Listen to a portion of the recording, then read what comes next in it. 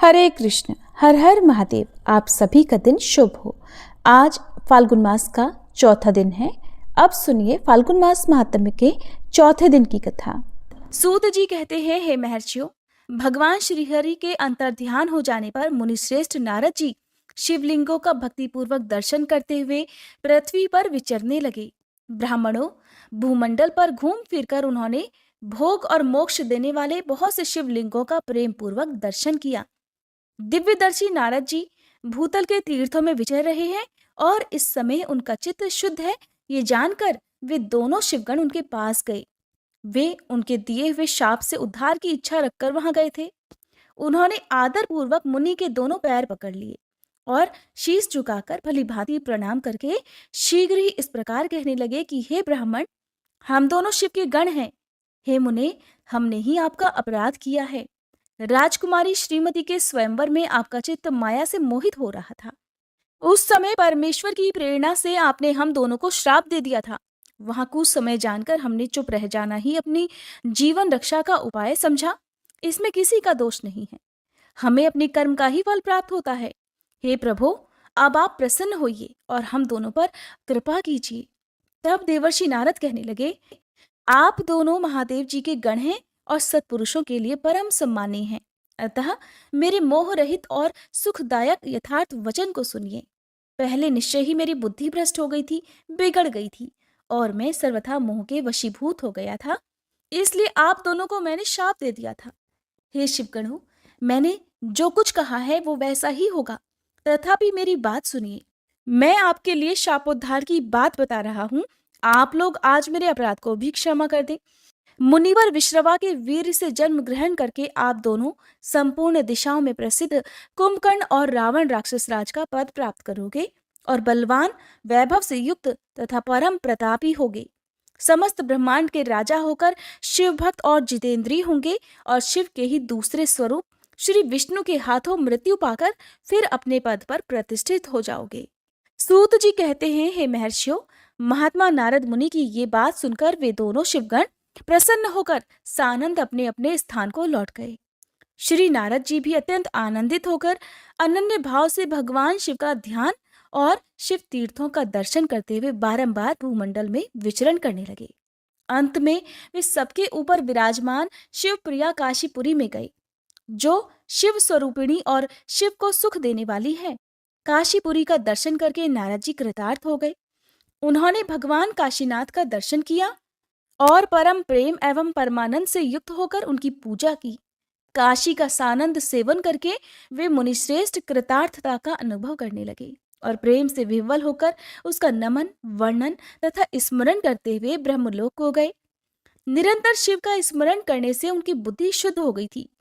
वहां पहुंचकर शिव तत्व का विशेष रूप से ज्ञान प्राप्त करने की इच्छा से नारद जी ने ब्रह्मा जी को भक्तिपूर्वक नमस्कार किया और नाना प्रकार के स्तोत्रों द्वारा उनकी स्तुति करके उनसे शिव तत्व के विषय में पूछा। उस समय नारद जी का हृदय भगवान शंकर के प्रति भक्ति भावना से परिपूर्ण था। नारद जी कहने लगे, हे ब्राह्मण, पर ब्रह्म परमात्मा के स्वरूप को जानने वाले पितामह, हे जगत प्रभु, आपके कृपा प्रसाद से मैंने भगवान विष्णु के उत्तम महात्म्य का पूर्णतया ज्ञान प्राप्त किया है। भक्ति मार्ग, ज्ञान मार्ग, अत्यंत दुस्तर तपो मार्ग, दान मार्ग तथा तीर्थ मार्ग का भी वर्णन सुना है, परंतु शिव तत्व का ज्ञान मुझे अभी तक नहीं हुआ है। मैं भगवान शंकर की पूजा विधि भी नहीं जानता। अतः हे प्रभु, आप क्रमशः इन विषयों को तथा भगवान शिव के विविध चरित्रों को और उनके स्वरूप, तत्व, प्राकट्य, विवाह, गृहस्थ धर्म सब कुछ मुझे बताइए। हे निष्पाप पितामह, ये सब बातें तथा और जो भी आवश्यक बातें हों उन सबका आपको वर्णन करना चाहिए। हे प्रजानाथ, शिव और शिवा के आविर्भाव और विवाह का प्रसंग विशेष रूप से कहिए तथा कार्तिकेय जी के जन्म की कथा भी मुझे सुनाइए। हे प्रभु, पहले बहुत से लोगों से मैंने ये बातें सुनी है किंतु तृप्त नहीं हो सका हूँ, इसलिए आपकी शरण में आया हूँ। आप मुझ पर कृपा कीजिए। अपने पुत्र नारद की ये बात सुनकर लोक पितामह ब्रह्मा वह इस प्रकार कहने लगे, हे ब्राह्मण देव शिरोमणि, तुम सदा समस्त जगत के उपकार में ही लगे रहते हो। तुमने लोगों के हित की कामना से बहुत उत्तम बात पूछी है, जिसके सुनने से संपूर्ण लोगों के समस्त पापों का नाश हो जाता है।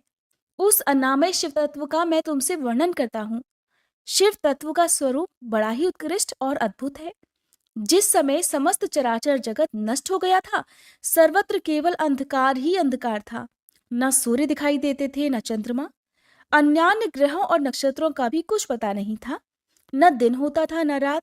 अग्नि, पृथ्वी, वायु और जल की भी सत्ता नहीं थी। प्रधान तत्व से रहित सूना आकाश मात्र शेष था। दूसरे किसी तेज की उपलब्धि नहीं होती थी। अदृष्ट आदि का भी अस्तित्व नहीं था।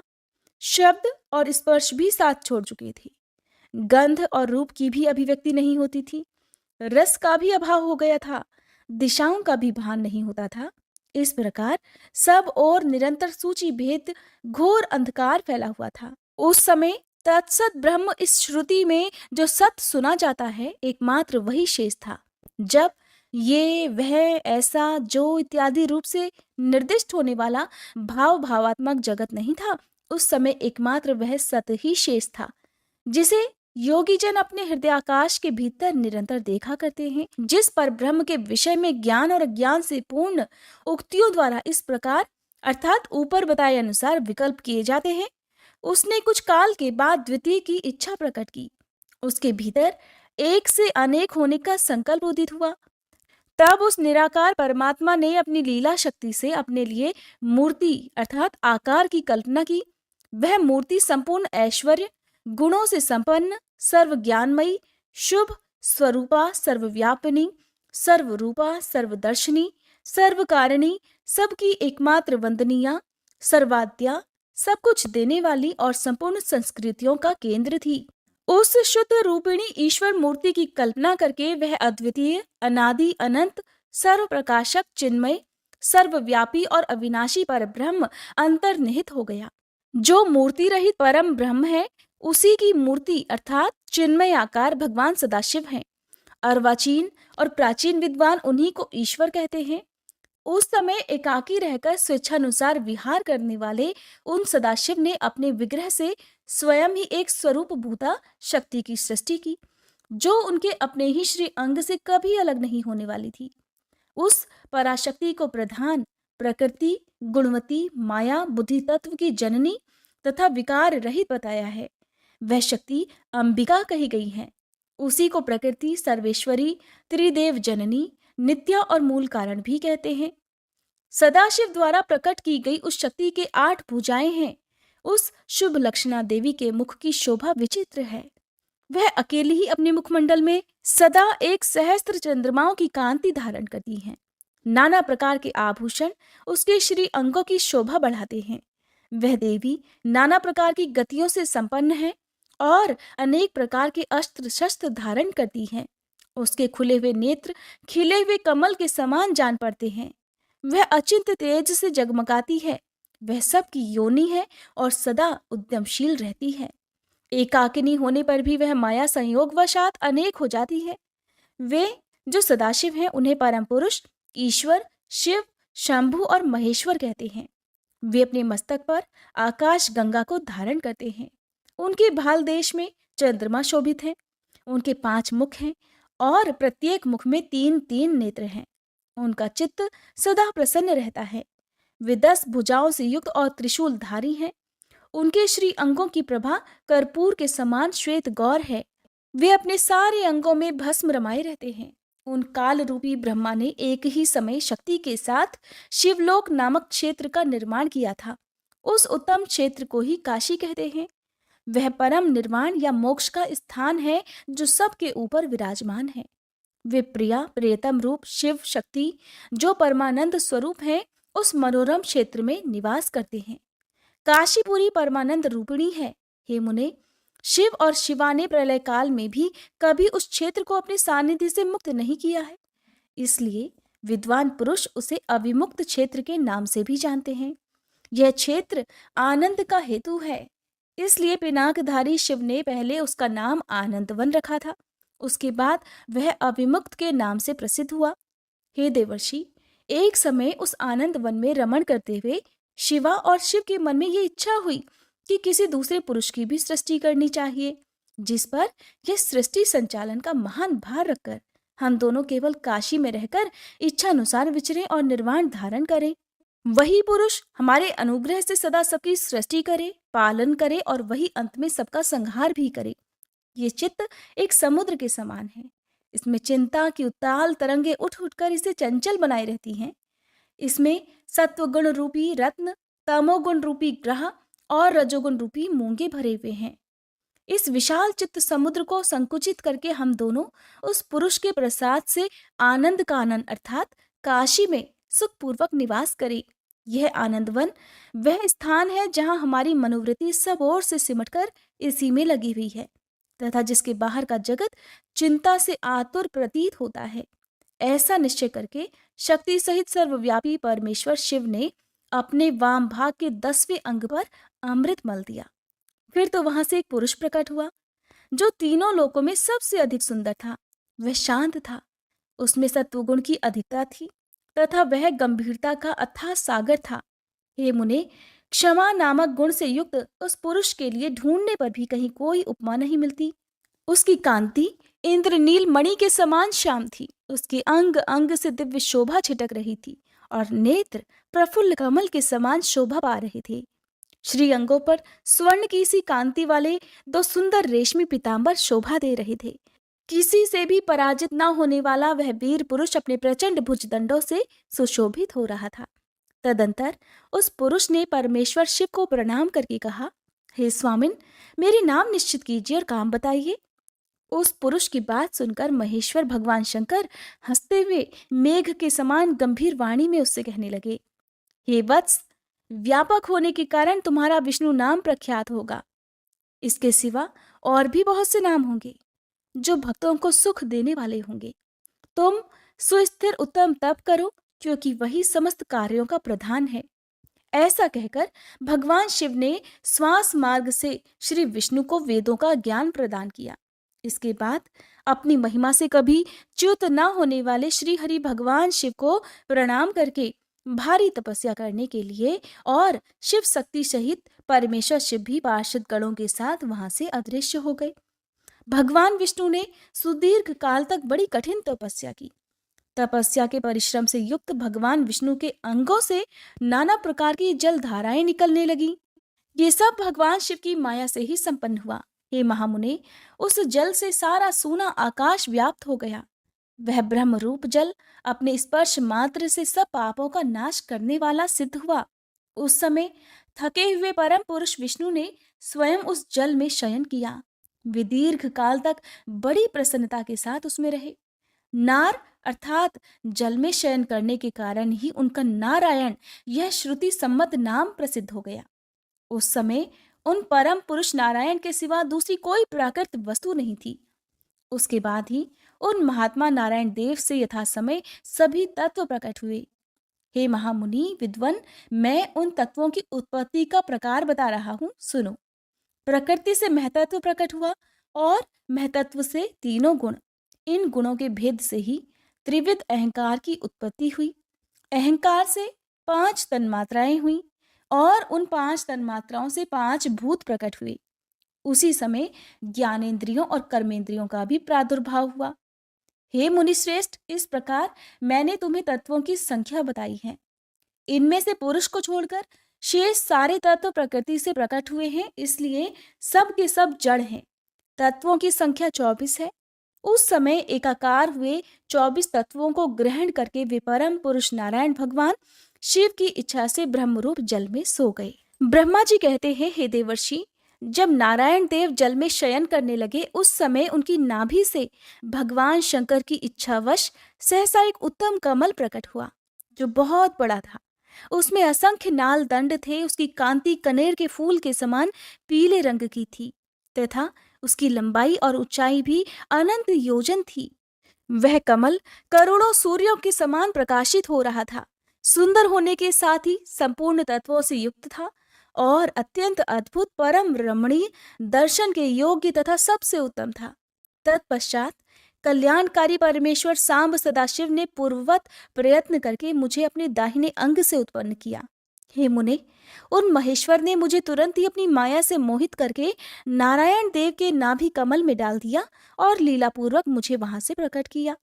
इस प्रकार उस कमल से पुत्र के रूप में मुझ हिरण्यगर्भ का जन्म हुआ। मेरे 4 मुख हुए और शरीर की कांति लाल हुई। मेरे मस्तक त्रिपुंड की रेखा से अंकित थे। हे तात, भगवान शिव की माया से मोहित होने के कारण मेरी ज्ञान शक्ति इतनी दुर्बल हो रही थी कि मैंने उस कमल के सिवा दूसरे किसी को अपने शरीर का जनक या पिता नहीं जाना। मैं कौन हूँ, कहाँ से आया हूँ, मेरा कार्य क्या है, मैं किसका पुत्र होकर उत्पन्न हुआ हूँ और किसने इस समय मेरा निर्माण किया है। इस प्रकार संशय में पड़े हुए मेरे मन में ये विचार उत्पन्न हुआ कि मैं किस लिए मोह में पड़ा हुआ हूँ। जिसने मुझे उत्पन्न किया है उसका पता लगाना तो बहुत ही सरल है। इस कमल पुष्प का जो पत्रयुक्त नाल है उसका उद्गम स्थान इस जल के भीतर नीचे की ओर है। जिसने मुझे उत्पन्न किया है वो पुरुष भी वही होगा, इसमें कोई संशय नहीं। ऐसा निश्चय कर मैंने अपने को कमल से नीचे उतारा। हे मुने, मैं उस कमल की एक एक नाल में गया और सैकड़ों वर्षों तक वहां भ्रमण करता रहा, किंतु कहीं भी उस कमल के उद्गम का उत्तम स्थान मुझे मिला ही नहीं। तब पुनः संशय में पड़कर मैं उस कमल पुष्प पर जाने को उत्सुक हुआ और नाल के मार्ग से उस कमल पर चढ़ने लगा। इस तरह बहुत ऊपर जाने पर भी मैं उस कमल के कोश को नहीं पा सका। उस दशा में मैं और भी मोहित हो गया। हे मुने, उस समय भगवान शिव की इच्छा से परम मंगलमयी उत्तम आकाशवाणी प्रकट हुई, जो मेरे मोह का विध्वंस करने वाली थी। उस वाणी ने कहा, तप करो। उस आकाशवाणी को सुनकर मैंने अपने जन्मदाता पिता का दर्शन करने के लिए उस समय पुनः प्रयत्न पूर्वक 12 वर्षों तक घोर तपस्या की। तब मुझ पर कृपा करने के लिए ही 4 भुजाओं और सुंदर नेत्रों से सुशोभित भगवान विष्णु वहां सहसा प्रकट हो गए। उन परम पुरुष ने अपने हाथों में शंख, चक्र, गदा और पद्म धारण कर रखे थे। उनके सारे अंग सजल जलधर के समान श्याम कांति से सुशोभित थे। उन परम प्रभु ने सुंदर पीतांबर पहन रखा था। उनके मस्तक आदि अंगों में मुकुट आदि महामूल्यवान आभूषण शोभा पाते थे। उनका मुखारविंद प्रसन्नता से खिला हुआ था। मैं उनकी छवि पर मोहित हो रहा था। वे मुझे करोड़ों कामदेवों के समान मनोहर दिखाई दिए। उनका वह अत्यंत सुंदर रूप देखकर मुझे बड़ा आश्चर्य हुआ। वे सांवली और सुनहरी आभा से उद्भासित हो रहे थे। उस समय उन सद सत्व स्वरूप परमात्मा 4 भुजा धारण करने वाले महाबाहु नारायण देव को वहां उस रूप में अपने साथ देखकर मुझे बड़ा हर्ष हुआ। तदंतर उन नारायण देव के साथ मेरी बातचीत प्रारंभ हुई। भगवान शिव की लीला से वहां हम दोनों में कुछ विवाद छिड़ गया। उसी समय हम लोगों के बीच में एक महान अग्नि स्तंभ अर्थात ज्योतिर्मय लिंग प्रकट हुआ। मैंने और श्री विष्णु ने क्रमशः ऊपर और नीचे जाकर उसके आदि अंत का पता लगाने के लिए बड़ा प्रयत्न किया, परंतु हमें कहीं भी उसका कोई ओर छोर नहीं मिला। मैं थककर ऊपर से नीचे लौट आया और भगवान विष्णु भी उसी तरह नीचे से ऊपर आकर मुझसे मिले। हम दोनों शिव जी की माया से मोहित थे। श्री हरि ने मेरे साथ आगे पीछे से और अगल बगल से परमेश्वर शिव को प्रणाम किया। फिर वे सोचने लगे, ये क्या वस्तु है, इसके स्वरूप का निर्देश नहीं किया जा सकता, क्योंकि ना तो इसका कोई नाम है न कर्म ही है। लिंग रहित तत्व ही यहाँ लिंग भाव को प्राप्त हो गया है। ध्यान मार्ग में भी इसके स्वरूप का कुछ पता नहीं चलता। इसके बाद मैं और श्री हरि दोनों ने अपने चित्त को स्वस्थ करके उस अग्नि स्तंभ को प्रणाम करना आरंभ कर दिया। हम दोनों कहने लगे, हे महाप्रभु, हम आपके स्वरूप को नहीं जानते। आप जो कोई भी क्यों न हो, आपको हमारा नमस्कार है। हे महेशान, आप शीघ्र ही हमें अपने यथार्थ रूप का दर्शन कराइए। हे मुनिश्रेष्ठ, इस प्रकार अहंकार से आविष्ट हुए हम दोनों ही वहां नमस्कार करने लगे। ऐसा करते हुए हमारे 100 वर्ष बीत गए। अब जानिए कि किस प्रकार ब्रह्मा और विष्णु को भगवान शिव के शब्दमय शरीर का दर्शन हुआ। श्री ब्रह्मा जी कहते हैं, हे मुनिश्रेष्ठ नारद, इस प्रकार हम दोनों देवता गर्व रहित होकर निरंतर प्रणाम करते रहे। हम दोनों के मन में एक ही अभिलाषा थी कि इस ज्योतिर्लिंग के रूप में प्रकट हुए परमेश्वर प्रत्यक्ष दर्शन दे। भगवान शंकर दीनों के प्रतिपालक, अहंकारियों का गर्व चूर्ण करने वाले तथा सबके अविनाशी प्रभु हैं। वे हम दोनों पर दयालु हो गए। उस समय वहां उन सुर श्रेष्ठ से ओम ओम ऐसा शब्द रूप नाद प्रकट हुआ जो स्पष्ट रूप से सुनाई देता था। जोर जोर से प्रकट होने वाले उस शब्द के विषय में ये क्या है, ऐसा सोचते हुए समस्त देवताओं के आराध्य में भगवान विष्णु मेरे साथ संतुष्ट चित्त से खड़े रहे। वे सर्वथा वैरभाव से रहित थे। उन्होंने लिंग के दक्षिण भाग में सनातन आदिवर्ण अकार का दर्शन किया, उत्तर भाग में उकार का, मध्य भाग में मकार का और अंत में ओम इस नाद का साक्षात दर्शन और अनुभव किया। दक्षिण भाग में प्रकट हुए आदिवर्ण आकार को सूर्य मंडल के समान तेजोमय देखकर जब उन्होंने उत्तर भाग में दृष्टिपात किया, तब वहां उकार वर्ण अग्नि के समान दीप्तशाली दिखाई दिया। हे मुनिश्रेष्ठ, इसी तरह उन्होंने मध्य भाग में मकार को चंद्रमंडल के समान उज्जवल कांति से प्रकाशमान देखा। उस समय श्री हरि ये सोचने लगे कि ये अग्नि स्तंभ यहाँ कहाँ से प्रकट हुआ है। हम दोनों फिर इसकी परीक्षा करें। मैं इस अनुपम अनंत स्तंभ के नीचे जाऊंगा, ऐसा विचार करते हुए श्री हरि ने वेद और शब्द दोनों के आवेश से युक्त विश्वात्मा शिव का चिंतन किया। तब वहां एक ऋषि प्रकट हुए, जो ऋषि समूह के परम सार रूप माने जाते हैं। उन्हीं ऋषि के द्वारा परमेश्वर श्री विष्णु ने जाना कि इस शब्द ब्रह्ममय शरीर वाले परम लिंग के रूप में साक्षात पर ब्रह्म स्वरूप महादेव जी ही यहाँ प्रकट हुए हैं। ये चिंता रहित अथवा अचिंत्य रुद्र हैं, जहाँ जाकर मन सहित वाणी उसे प्राप्त किए बिना ही लौट आती है।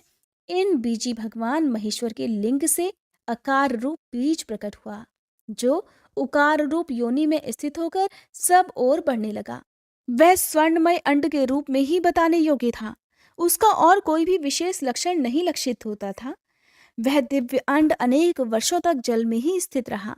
तदंतर 1000 वर्ष के बाद उस अंड के 2 टुकड़े हो गए। जल में स्थित हुआ वह अंड अजन्मा ब्रह्मा जी की उत्पत्ति का स्थान था और साक्षात महेश्वर के आघात से ही फूटकर 2 भागों में विभक्त हो गया था। उस अवस्था में उसका ऊपर स्थित हुआ स्वर्णमय कपाल बड़ी शोभा पाने लगा। वहीं द्युलोक के रूप में प्रकट हुआ तथा उसका दूसरा नीचे वाला कपाल था, वही ये 5 लक्षणों से युक्त पृथ्वी है। इस तरह देवेश्वर शिव को जानकर श्री हरि ने शक्ति संभूत मंत्रों द्वारा उत्तम एवं महान अभ्युदय से शोभित होने वाले उस महेश्वर देव का स्तवन किया। इसी बीच में मेरे साथ विश्वपालक भगवान विष्णु ने एक और भी अद्भुत और सुंदर रूप देखा। हे मुने, वह रूप 5 मुखों वाला और 10 भुजाओं से अलंकृत था। उसकी कांति कर्पूर के समान गौर थी। वह नाना प्रकार की छटाओं से छविमान और भांति भांति के आभूषणों से विभूषित था। उस परम उदार महापराक्रमी और महापुरुष के लक्षणों से संपन्न अत्यंत उत्कृष्ट रूप का दर्शन करके मैं और श्री हरि दोनों कृतार्थ हो गए।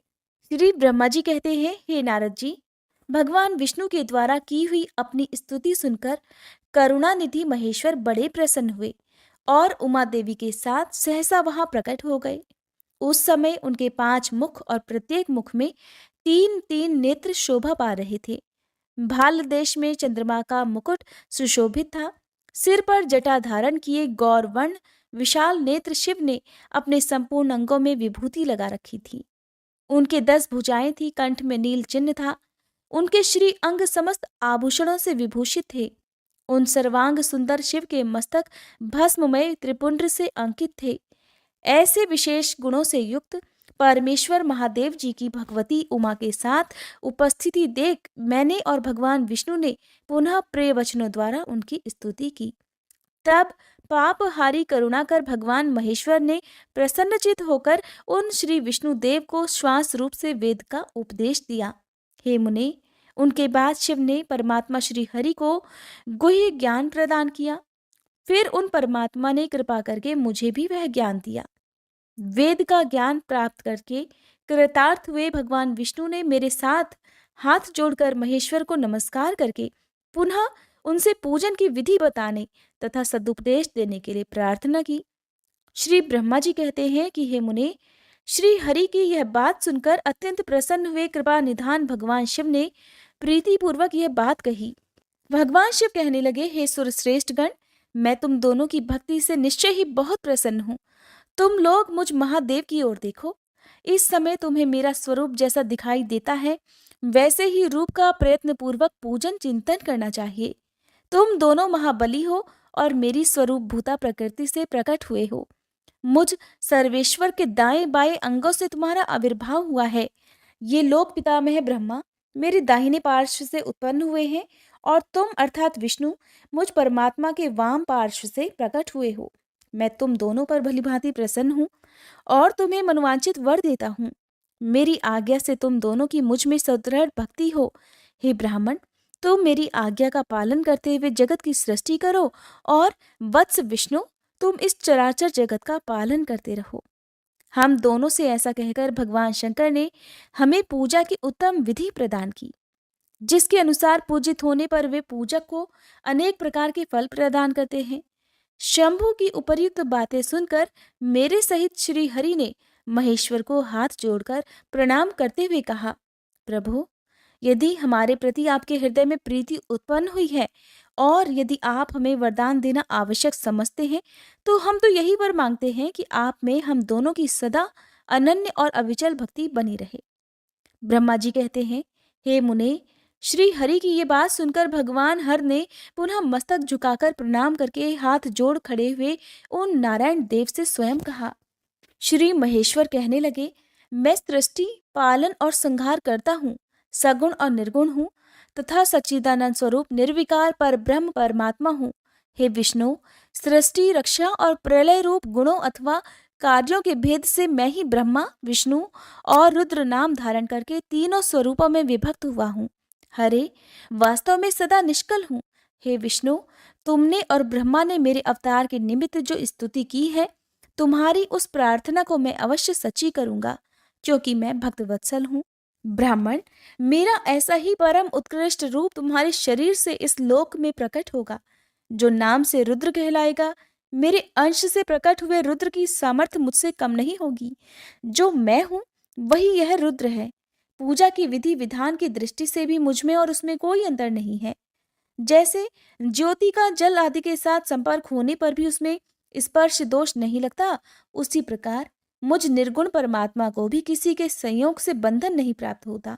ये मेरा शिव रूप है। जब रुद्र प्रकट होंगे तब वे भी शिव के ही तुल्य होंगे। महामुने, उनमें और शिव में परायपन का भेद नहीं करना चाहिए। वास्तव में एक ही रूप सब जगत में व्यवहार निर्वाह के लिए दो रूपों में विभक्त हो गया है। अतः शिव और रुद्र में कभी भेद बुद्धि नहीं करनी चाहिए। वास्तव में सारा दृश्य ही मेरे विचार से शिव रूप है। मैं, तुम, ब्रह्मा तथा जो ये रुद्र प्रकट होंगे, वे सब के सब एक रूप हैं। इनमें भेद नहीं है। भेद मानने पर अवश्य ही बंधन होगा, तथापि मेरा शिव रूप ही सनातन है। यही सदा सब रूपों का मूलभूत कहा गया है। ये सत्य, ज्ञान एवं अनंत ब्रह्मा है। ऐसा जानकर सदा मन से मेरे यथार्थ स्वरूप का दर्शन करना चाहिए। ब्राह्मण, सुनो, मैं तुम्हें एक गोपनीय बात बता रहा हूँ। मैं स्वयं ब्रह्मा जी की प्रकृति से प्रकट होऊंगा। गुणों में भी मेरा प्राकट्य कहा गया है। जैसा कि लोगों ने कहा है, हर तामस प्रकृति के हैं, वास्तव में उस रूप में अहंकार का वर्णन हुआ है। उस अहंकार को केवल तामस ही नहीं, वैकारिक अर्थात सात्विक भी समझना चाहिए, क्योंकि सात्विक देवगण वैकारिक अहंकार की ही सृष्टि है। ये तामस और सात्विक आदि भेद केवल नाम मात्र का है, वस्तुतः नहीं है। वास्तव में हर को तामस नहीं कहा जा सकता।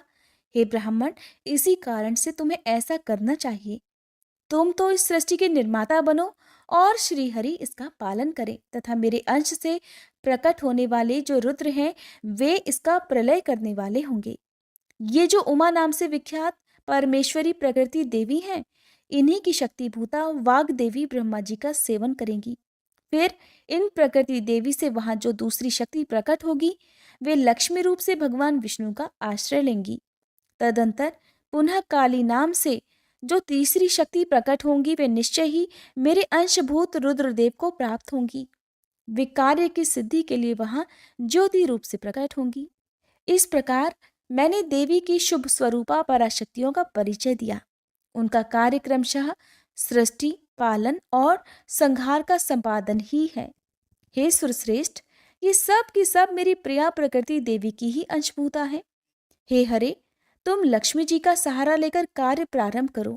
ब्राह्मण, तुम्हें प्रकृति की अंशभूता वाग देवी को पाकर मेरी आज्ञा के अनुसार मन से सृष्टि कार्य का संचालन करना चाहिए और मैं अपनी प्रिया की अंशभूता परात्पर काली का आश्रय लेकर रुद्र रूप से प्रलय संबंधी उत्तम कार्य करूंगा।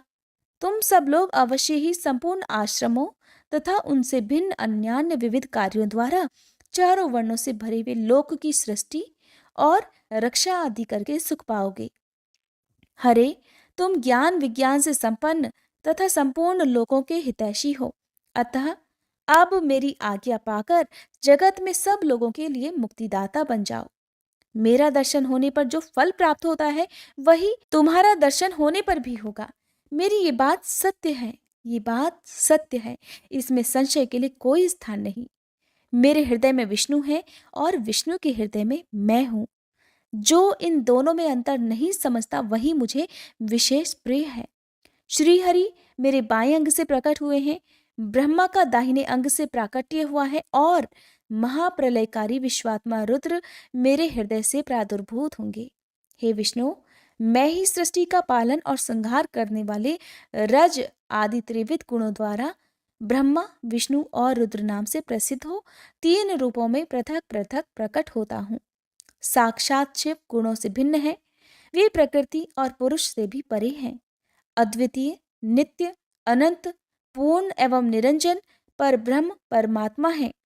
तीनों लोकों का पालन करने वाले श्री हरि अपने भीतर तमोगुण और बाहर सत्वगुण धारण करते हैं। त्रिलोकी का संहार करने वाले रुद्रदेव भीतर सत्वगुण और बाहर तमोगुण धारण करते हैं तथा त्रिभुवन की सृष्टि करने वाले ब्रह्मा जी बाहर और भीतर से भी रजोगुणी ही हैं। इस प्रकार ब्रह्मा, विष्णु तथा रुद्र इन तीन देवताओं में गुण है, परंतु शिव गुणातीत माने गए हैं। हे विष्णु, तुम मेरी आज्ञा से इन सृष्टिकर्ता पितामह का प्रसन्नता पूर्वक पालन करो। ऐसा करने से तीनों लोकों में पूजनीय होगे। परमेश्वर शिव बोले, उत्तम व्रत का पालन करने वाले हरे, हे विष्णु, अब तुम मेरी दूसरी आज्ञा सुनो। उसका पालन करने से तुम सदा समस्त लोकों में माननीय और पूजनीय बने रहोगे। ब्रह्मा जी के द्वारा रचे गए लोक में जब कोई दुख या संकट उत्पन्न हो तब तुम उन संपूर्ण दुखों का नाश करने के लिए सदा तत्पर रहना। तुम्हारे संपूर्ण दुस्सह कार्यों में मैं तुम्हारी सहायता करूंगा। तुम्हारे जो दुर्जय और अत्यंत उत्कट शत्रु होंगे उन सबको मैं मार गिराऊंगा। हरे, तुम नाना प्रकार के अवतार धारण करके लोकों में अपनी उत्तम कीर्ति का विस्तार करो और सबके उद्धार के लिए तत्पर रहो। तुम रुद्र के ध्येय हो और रुद्र तुम्हारे ध्येय हैं। तुम में और रुद्र में कुछ भी अंतर नहीं है। जो मनुष्य रुद्र का भक्त होकर तुम्हारी निंदा करेगा उसका सारा पुण्य तत्काल भस्म हो जाएगा। पुरुषोत्तम विष्णु, तुमसे द्वेष करने के कारण मेरी आज्ञा से उसको नरक में गिरना पड़ेगा। ये बात सत्य है और इसमें कोई संशय नहीं। तुम इस लोक में मनुष्यों के लिए विशेषतः भोग और मोक्ष प्रदान करने वाले और भक्तों के ध्येय तथा पूज्य होकर प्राणियों का निग्रह और अनुग्रह करो। ऐसा कहकर भगवान शिव ने मेरा हाथ पकड़ लिया और श्री विष्णु को सौंपकर उनसे कहा, तुम संकट के समय सदा इनकी सहायता करते रहना। सबके अध्यक्ष होकर सभी को भोग और मोक्ष प्रदान करना तथा सर्वदा समस्त कामनाओं का साधक और सर्वश्रेष्ठ बने रहना। जो तुम्हारी शरण में आ गया वह निश्चय ही मेरी शरण में आ गया। जो मुझ में और तुम में अंतर समझता है वह अवश्य नरक में गिरता है। ब्रह्मा जी कहते हैं, हे देवर्षे, भगवान शिव का यह वचन सुनकर मेरे साथ भगवान विष्णु ने सबको वश में करने वाले विश्वनाथ को प्रणाम करके मंद स्वर में कहा। श्री विष्णु बोले, हे करुणा सिंधु जगन्नाथ शंकर, मेरी ये बात सुनिए। मैं आपकी आज्ञा के अधीन रहकर ये सब कुछ करूंगा। हे स्वामिन, जो मेरा भक्त होकर आपकी निंदा करे उसे आप निश्चय ही नरकवास प्रदान करें। नाथ, जो आपका भक्त है वह मुझे अत्यंत प्रिय है। जो ऐसा जानता है उसके लिए मोक्ष दुर्लभ नहीं है। श्री हरि का ये कथन सुनकर दुखहारी हर ने उनकी बात का अनुमोदन किया और नाना प्रकार के धर्मों का उपदेश देकर हम दोनों के हित की इच्छा से हमें अनेक प्रकार के वरदान दिए। इसके बाद भक्त वत्सल भगवान शंभु कृपा पूर्वक हमारी ओर देखकर हम दोनों के ही देखते देखते सहसा वही अंतर ध्यान हो गए। तभी से इस लोक में लिंग पूजा का विधान चालू हुआ है। लिंग में प्रतिष्ठित भगवान शिव भोग और मोक्ष देने वाले हैं। शिवलिंग की जो वेदी या अर्घा है वह महादेवी का स्वरूप है और लिंग साक्षात महेश्वर का। लय का अधिष्ठान होने के कारण भगवान शिव को लिंग कहा गया है, क्योंकि उन्हीं में निखिल जगत का लय होता है। हे महामुने, जो शिवलिंग के समीप कोई कार्य करता है उसके पुण्य फल का वर्णन करने की शक्ति मुझ में नहीं है। तदंतर नारद जी के पूछने पर ब्रह्मा जी कहने लगे, हे मुने, हमें पूर्वोक्त आदेश देकर जब महादेव जी अंतर्ध्यान हो गए, तब मैं उनकी आज्ञा का पालन करने के लिए ध्यानमग्न होकर कर्तव्य का विचार करने लगा। उस समय भगवान शंकर को नमस्कार करके श्री हरि से ज्ञान पाकर परमानंद को प्राप्त हो मैंने सृष्टि करने का निश्चय किया।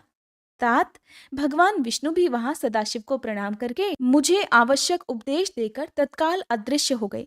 वे ब्रह्मांड से बाहर जाकर भगवान शिव की कृपा प्राप्त करके वैकुंठ धाम में जा पहुंचे और सदा वहीं रहने लगे। मैंने सृष्टि की इच्छा से भगवान शिव और विष्णु का स्मरण करके पहले के रचे हुए जल में अपनी अंजलि डालकर जल को ऊपर की ओर उछाला। इससे वहां एक अंड प्रकट हुआ जो 24 तत्वों का समूह कहा जाता है। विप्रवर, वह विराट आकार वाला अंड जल रूप ही था। उसमें चेतनता न देखकर मुझे बड़ा संशय हुआ और मैं अत्यंत कठोर तप करने लगा। 12 वर्षों तक भगवान विष्णु के चिंतन में ही लगा रहा। तात वह समय पूर्ण होने पर भगवान श्री हरि स्वयं प्रकट हुए और बड़े प्रेम से मेरे अंगों का स्पर्श करते हुए मुझसे प्रसन्नता पूर्वक इस प्रकार कहने लगे, ब्राह्मण, तुम वर मांगो, मैं बहुत प्रसन्न हूँ। मुझे तुम्हारे लिए कुछ भी अदेय नहीं है। भगवान शिव की कृपा से मैं सब कुछ देने में समर्थ हूँ। तब इस प्रकार मैंने अर्थात ब्रह्मा जी ने कहा, महाभाग, आपने जो मुझ पर कृपा की है वह सर्वथा उचित ही है, क्योंकि भगवान शंकर ने मुझे आपके हाथों में सौंप दिया है। हे विष्णु, आपको नमस्कार है। आज मैं आपसे जो कुछ भी मांगता हूँ उसे दीजिए। हे प्रभु, ये विराट रूप 24 तत्वों से बना हुआ अंड किसी तरह चेतन नहीं हो रहा है, जड़ी भूत दिखाई देता है। हे हरे, इस समय भगवान शिव की कृपा से आप यहाँ प्रकट हुए हैं, अतः शंकर की सृष्टि शक्ति या विभूति से प्राप्त हुए इस अंड में चेतनता लाइए। मेरे ऐसा कहने पर शिव की आज्ञा में तत्पर रहने वाले महाविष्णु ने अनंत रूप का आश्रय ले इस अंड में प्रवेश किया। उस समय उन परम पुरुषों के सहस्त्रों मस्तक, सहस्त्रों नेत्र और सहस्त्रों पैर थे। उन्होंने भूमि को सब ओर से घेर कर उस अंड को व्याप्त कर लिया। मेरे द्वारा भलीभांति स्तुति की जाने पर जब श्री हरि ने उस अंड में प्रवेश किया, तब वह 24 तत्वों का विकार रूप अंड सचेतन हो गया। पाताल से लेकर सत्यलोक तक की अवधि वाले उस अंड के रूप में वह साक्षात श्री हरि ही विराजने लगे। उस विराट अंड में व्यापक होने से ही वे प्रभु वैराज पुरुष कहलाए। पंचमुख महादेव ने केवल अपने रहने के लिए सुरम्य कैलाश नगर का निर्माण किया, जो कि सब लोकों से ऊपर सुशोभित होता है। हे देवर्षि, संपूर्ण ब्रह्मांड का नाश हो जाने पर भी वैकुंठ और कैलाश, इन दो धामों का यहाँ कभी नाश नहीं होता। मुनिश्रेष्ठ, मैं सत्यलोक का आश्रय लेकर रहता हूँ। तात महादेव जी की आज्ञा से ही मुझ में सृष्टि रचने की इच्छा उत्पन्न हुई। बेटा, जब मैं सृष्टि की इच्छा से चिंतन करने लगा, उस समय पहले मुझसे अनजाने में ही पापपूर्ण तमोगुणी सृष्टि का प्रादुर्भाव हुआ, जिससे अविद्या पंचक अथवा पंचपर्वा अविद्या कहते हैं। इसके बाद प्रसन्नचित होकर शंभु की आज्ञा से मैं पुनः अनासक्त भाव से सृष्टि का चिंतन करने लगा। उस समय मेरे द्वारा स्थावर संज्ञक वृक्ष आदि की सृष्टि हुई, जिसे मुख्य सर्ग कहते हैं। ये पहला सर्ग है। उसे देखकर तथा वह अपने लिए पुरुषार्थ का साधक नहीं है, ये जानकर सृष्टि की इच्छा वाले मुझ ब्रह्मा से दूसरा सर्ग प्रकट हुआ, जो दुख से भरा हुआ है। उसका नाम है त्र्यक्स्त्रोता। वह सर्ग भी पुरुषार्थ का साधक नहीं था। उसे भी पुरुषार्थ साधन की शक्ति से रहित जान जब मैं पुनः सृष्टि का चिंतन करने लगा, तब मुझसे शीघ्र ही तीसरे सात्विक सर्ग का प्रादुर्भाव हुआ, जिसे ऊर्ध्व स्तोत्रा कहते हैं। यह देव सर्ग के नाम से विख्यात हुआ। देव सर्ग सत्यवादी तथा अत्यंत सुखदायक है। उसे भी पुरुषार्थ साधन की रुचि और अधिकार से रहित मानकर मैंने अन्य सर्ग के लिए अपने स्वामी श्री शिव का चिंतन आरंभ किया। तब भगवान शंकर की आज्ञा से एक रजोगुणी सृष्टि का प्रादुर्भाव हुआ, जिसे अर्वाक स्तोत्र कहा गया है। इस सर्ग के प्राणी मनुष्य हैं, जो पुरुषार्थ साधन के उच्च अधिकारी हैं। तदंतर महादेव जी की आज्ञा से भूत आदि की सृष्टि हुई। इस प्रकार मैंने 5 तरह की वैकृत सृष्टि का वर्णन किया है। इनके सिवा 3 प्राकृत सर्ग भी कहे हैं, जो मुझ ब्रह्मा के सानिध्य से प्रकृति से ही प्रकट हुए हैं। इनमें पहला महतत्व का सर्ग है, दूसरा सूक्ष्म भूतों अर्थात तन्मात्राओं का सर्ग है और तीसरा वैकारिक सर्ग कहलाता है। इस तरह ये 3 प्राकृत सर्ग हैं। प्राकृत और वैकृत दोनों प्रकार के सर्गों को मिलाने से 8 सर्ग होते हैं। इनके सिवा 9वां कुमार सर्ग है, जो प्राकृत और वैकृत भी है। इन सब के अवान्तर भेद का मैं वर्णन नहीं कर सकता, क्योंकि उसका उपयोग बहुत ही थोड़ा है। अब द्विजात्मक सर्ग का प्रतिपादन करता हूं। इसी का दूसरा नाम कौमार सर्ग है, जिसमें सनक सनंदन आदि कुमारों की महत्वपूर्ण सृष्टि हुई है। सनक आदि मेरे 4 मानस पुत्र हैं, जो मुझ ब्रह्मा के ही समान हैं। वे महान वैराग्य से संपन्न तथा उत्तम व्रत का पालन करने वाले हुए। उनका मन सदा भगवान शिव के चिंतन में ही लगा रहता है। वे संसार से विमुख और ज्ञानी हैं। उन्होंने मेरे आदेश देने पर भी सृष्टि के कार्य में मन नहीं लगाया। हे मुनिश्रेष्ठ नारद, सनक आदि कुमारों के दिए हुए नकारात्मक उत्तर को सुनकर मैंने बड़ा भयंकर क्रोध प्रकट हुआ। उस समय मुझ पर मोह छा गया। उस अवसर पर मैंने मन ही मन भगवान श्री हरि का ध्यान किया और वे शीघ्र ही आ गए और उन्होंने मुझे समझाते हुए कहा, तुम भगवान शिव की प्रसन्नता के लिए तप करो। मुनि श्रेष्ठ, जब श्री हरि ने मुझे ऐसी शिक्षा दी, तब मैं महाघोर और उत्कृष्ट तप करने लगा। सृष्टि के लिए तपस्या करते हुए मेरी दोनों भौहें और नासिका के मध्य भाग से, जो उनका अपना ही अविमुक्त नामक स्थान है, महेश्वर की 3 मूर्तियों में से अन्यतम पूर्णांश सर्वेश्वर और दयासागर भगवान शिव अर्धनारीश्वर स्वरूप में प्रकट हुए, जो जन्म से रहित तेज की राशि, सर्वज्ञ तथा सर्वदृष्टा हैं। उन नील लोहित नामधारी साक्षात उमा वल्लभ शंकर को सामने देख बड़ी भक्ति से मस्तक झुका उनकी स्तुति करके मैं बड़ा प्रसन्न हुआ और उन देव देवेश्वर से बोला, हे प्रभु, आप भांति भांति के जीवों की सृष्टि कीजिए। मेरी यह बात सुनकर उन देवाधिदेव महेश्वर रुद्र ने अपने ही समान बहुत से रुद्रगणों की सृष्टि की। तब मैंने अपने स्वामी महेश्वर महारुद्र से फिर कहा, देव, आप ऐसे जीवों की सृष्टि कीजिए जो जन्म और मृत्यु के भय से युक्त हों। मुनिश्रेष्ठ, मेरी ऐसी बातें सुनकर करुणा सागर महादेव जी हंस पड़े और तत्काल इस प्रकार कहने लगे, विधाता, मैं जन्म और मृत्यु के भय से युक्त अशोभन जीवों की सृष्टि नहीं करूंगा, क्योंकि वे कर्मों के अधीन हो दुख के समुद्र में डूबे रहेंगे। मैं तो दुख के सागर में डूबे हुए उन जीवों का उद्धार मात्र करूंगा। गुरु का स्वरूप धारण करके उत्तम ज्ञान प्रदान कर उन सबको संसार सागर से पार करूंगा। हे प्रजापते, दुख में डूबे हुए सारे जीव की सृष्टि तो तुम ही करो। मेरी आज्ञा से इस कार्य में प्रवृत्त होने के कारण तुम्हें माया नहीं बांध सकेगी। मुझसे ऐसा कहकर श्रीमान भगवान नीललोहित महादेव मेरे देखते ही देखते अपने पार्षदों के साथ वहां से तत्काल तिरोहित अर्थात अंतर्ध्यान हो गए। जय भोलेनाथ। आज की कथा में बस इतना ही। इसके आगे जो कुछ भी हुआ उसका वृतांत आप सभी अगले अध्याय में जरूर सुनिएगा।